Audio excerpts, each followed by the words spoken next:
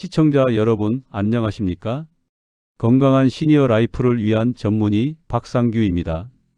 아침 저녁으로는 서늘하고 한낮에는 더위가 느껴지는 이 환절기는 우리 몸이 가장 혼란스러워하는 시기입니다.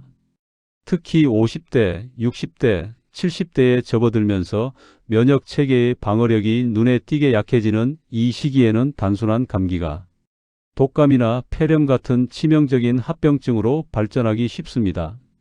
많은 분들이 나는 감기 정도는 며칠 앓고 말겠지라고 생각하시지만 고령층에게 감기는 더 이상 가볍게 넘길 문제가 아닙니다. 그래서 오늘은 제가 수십 년간 환자들을 지켜보며 얻은 핵심 노하우를 바탕으로 감기 없이 건강하게 이 환절기를 넘기는 4가지 마스터 플랜을 상세히 연결된 하나의 강연처럼 알려드리겠습니다. 우리 몸의 면역력은 하루아침에 무너지지 않지만 회복하는데도 시간이 필요합니다. 50대 이후라면 특별히 더 신경 써야 할 습관들이 있습니다. 가장 먼저 영양제보다 중요한 고품격 식단입니다. 나이가 들면 소화 능력과 영양소 흡수율이 젊을 때보다 떨어집니다. 그래서 단순히 많이 먹는 것보다 무엇을 어떻게 먹느냐가 중요합니다. 가장 먼저 챙기셔야 할 것은 단백질입니다. 근육량이 줄어드는 속도를 늦추고 면역 세포의 재료가 되기 때문입니다. 고기나 생선이 부담스럽다면 콩, 두부, 계란, 무가당 요구르트 같은 식물성 및 유제품 단백질을 몇 끼 꾸준히 드십시오.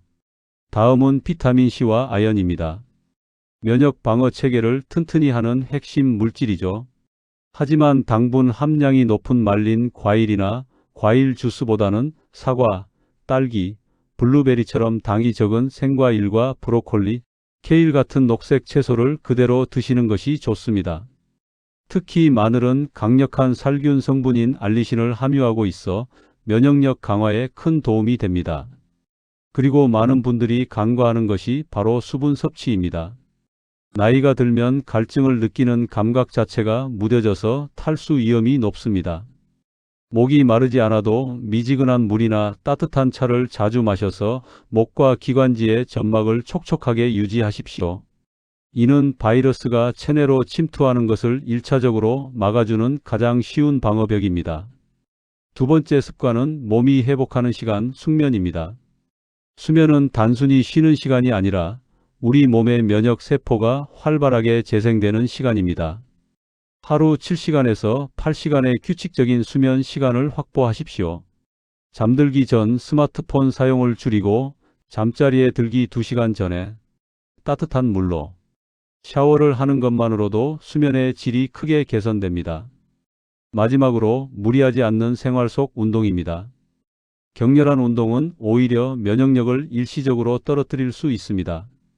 50대에서 70대 세대에게는 하루 30분 땀이 살짝 날 정도의 가벼운 산책이나 스트레칭이 가장 좋습니다.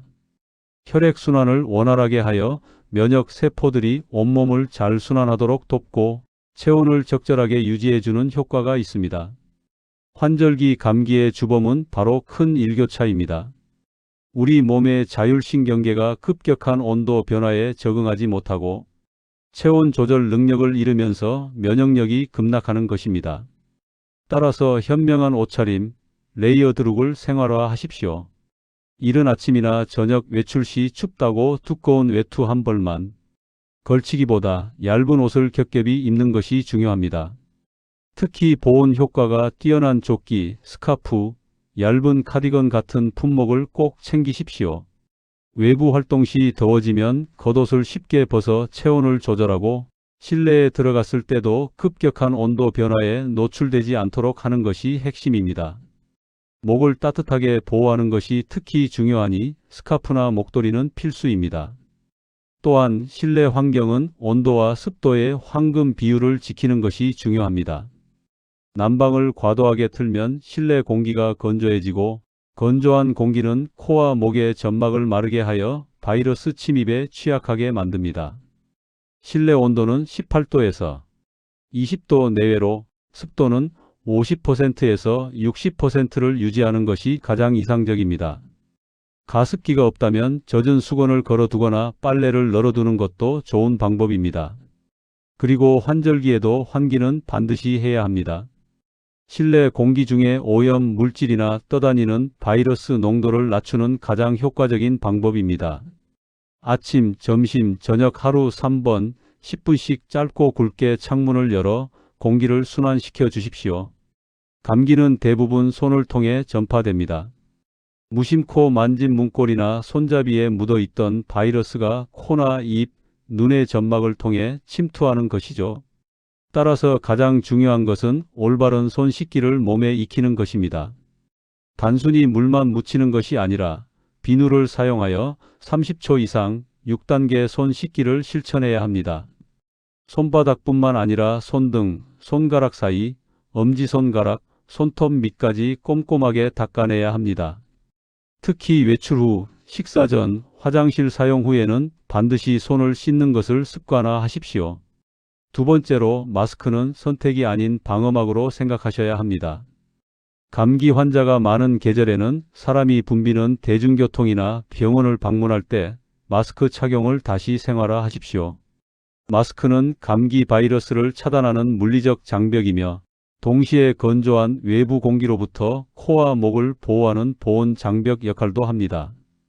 코와 입을 완전히 덮도록 올바르게 착용하는 것이 중요합니다. 마지막으로 코, 입, 눈을 손으로 만지는 습관을 없애는 것입니다. 우리 손은 하루에 수백 번 이상 무의식적으로 얼굴로 향한다고 합니다. 코를 만지거나 눈을 비비거나 입가를 만지는 작은 습관이 감염의 통로를 열어줍니다. 이러한 무의식적인 접촉을 최소화하는 것만으로도 감염 위험을 크게 줄일 수 있습니다. 앞선 세 가지 방어책이 개인의 노력이라면 이 마지막 단계는 과학적으로 입증된 가장 강력한 방어책입니다.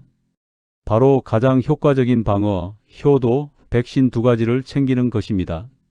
고령층에게 환절기는 독감과 폐렴의 위험이 동반되는 시기입니다. 65세 이상이라면 국가에서 무료로 지원하는 독감 인플루엔자 백신과 폐렴 구균 백신은 반드시 접종하셔야 합니다. 독감 백신은 매년 유행하는 바이러스 균주가 달라지기 때문에 매년 가을에 접종하는 것이 필수적입니다. 독감이 단순히 심한 감기로 끝나는 것이 아니라 고령층에게는 폐렴과 같은 심각한 합병증의 원인이 될 수 있기 때문입니다.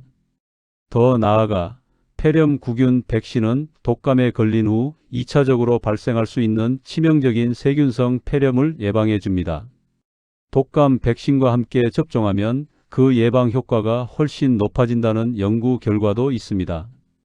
아직 접종하지 않으셨다면 이번 기회에 병원에 방문하셔서 본인에게 맞는 백신 접종 계획을 세우시길 강력히 권고합니다. 두 번째로 중요한 것은 기저질환 관리가 감기 예방의 첫걸음이라는 점입니다. 고혈압, 당뇨, 만성 폐질환 등 기존에 앓고 계신 만성 질환이 있다면 감기에 걸렸을 때 증상이 훨씬 심해지거나 회복이 더뎌집니다. 따라서 감기 예방을 위해서는 평소 복용하던 약을 거르지 않고 꾸준한 운동과 식단 관리를 통해 기저질환을 안정적으로 유지하는 것이 최우선입니다. 컨디션이 좋지 않다고 해서 임의로 약 복용을 중단해서는 절대 안 됩니다. 마지막으로 초기 증상 발견 시 신속한 대처가 중요합니다. 혹시라도 미열이나 목에 따끔거림, 콧물 같은 감기 초기 증상이 나타난다면 민간요법에 의존하지 마십시오. 고령층은 면역력이 약해 증상이 급격히 악화될 수 있습니다. 증상이 나타나는 즉시 가까운 병원을 찾아 전문가의 진료를 받고 초기에 적절한 약물 치료를 받는 것이 합병증을 막는 가장 현명한 길입니다. 저 시청자 여러분, 환절기는 건강관리의 골든타임입니다.